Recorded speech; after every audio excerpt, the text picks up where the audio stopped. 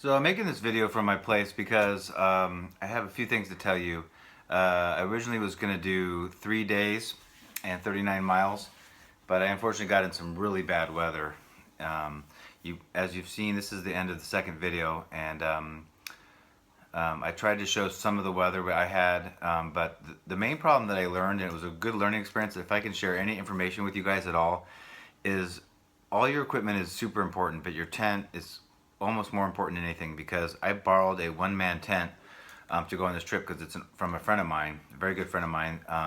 It's an ultralight tent. It's Sierra Designs flashlight UL1, and it was super small and light. The problem is I'm 6'3" and 240, so I've now found out that I will always have a two-man tent.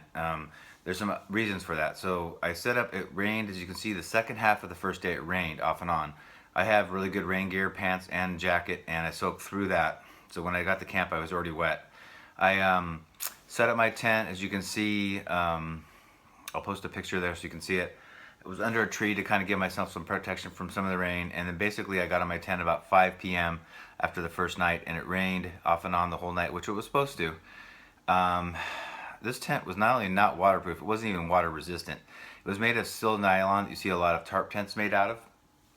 And I got in the tent, and the material's kind of translucent, so I'm sitting in there on my air mattress in my nice warm down sleeping bag, and I'm looking at the raindrops, which is no big deal. Then they started permeating the material and coming through the tent. Within a couple of hours, the roof, all four sides were soaking wet to the touch. So if you touched it, you got wet. And the problem is, it's a single person tent, so I was almost touching all four sides at every moment. If I moved, I got wet, including everything else in my tent. So I literally, when I was sleeping, I was having water drop all through the night on my face. I had a beanie on, I wear gloves and some sleep clothes just to stay warm. And water's dripping on my face all night. So I get up, and my tent was so wet, and everything in my tent was so wet, it was like it was underwater for like an hour. So literally soaked. I had Tyvek down, that was puddled up, so I had a lake, like a slip and slide on underneath my tent. So if I can give you any information, please get a good 3 or 4 season tent. There was no rain cover, so to speak, so I went with this tent, and I had never tried it before, and I paid for it. And because of this, it stopped my hike short, because everything I owned was wet. The tent was wet, my air mattress was wet, my bag was about 50% soaked. So I had a really rough day. I had about 12 miles to go from mile marker 42 in the middle of nowhere. I had to climb over about 2,000 feet of elevation, which is extremely hard because it was pouring. It was about 40 degrees, pouring, and wind was coming sideways. It was about 40-mile-an-hour wind, and the temperature, the wind chill, I don't know what it was. But one of the big problems I had being a bigger guy was I did have hiking poles, but I was going uphill in this mud clay that's the trail. So every time I took a step, it was like I was going back a step. So it was a lot of work, and I was soaked to the bone. I actually started feeling, first time I ever felt hypothermia coming on, and my muscles started to slowly not work. And I actually, first time I ever really got scared. And then the higher I got in altitude, the more snow I saw, and the colder it got. And then the last 2.5 miles were through snow, and I was fearful because the app I had didn't show the trail really well. I was afraid that I was going to lose the trail. Then I got up to, finally made it to the top. I hiked, like I said, through 2 miles of snow. I was post-holing. I got to this burnt rancheria campground and hiked about, I don't know, half a mile through there, through tons of snow it's closed right now, to the street. And the great story to this is, I realized everything's closed except for one store, and that's the store that on the PCT you'll get resupplies.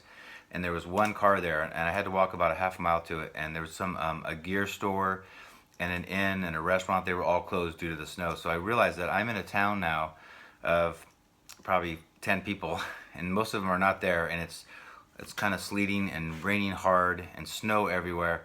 And I realized that I need to get a ride to my car, which is about 12 miles further, because that was going to be my 3rd day of my hike. So I was nowhere near my car, and I couldn't road walk it in time. I was way too cold. I was shivering, and my bones were killing me, and my muscles were starting to not work, literally.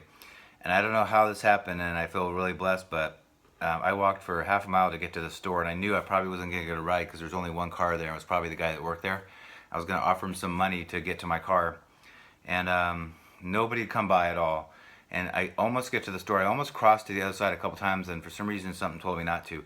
And one small truck came by, and I put my thumb out, and this lovely lady, a 65-year-old lady named Linda, picked me up. Super nice.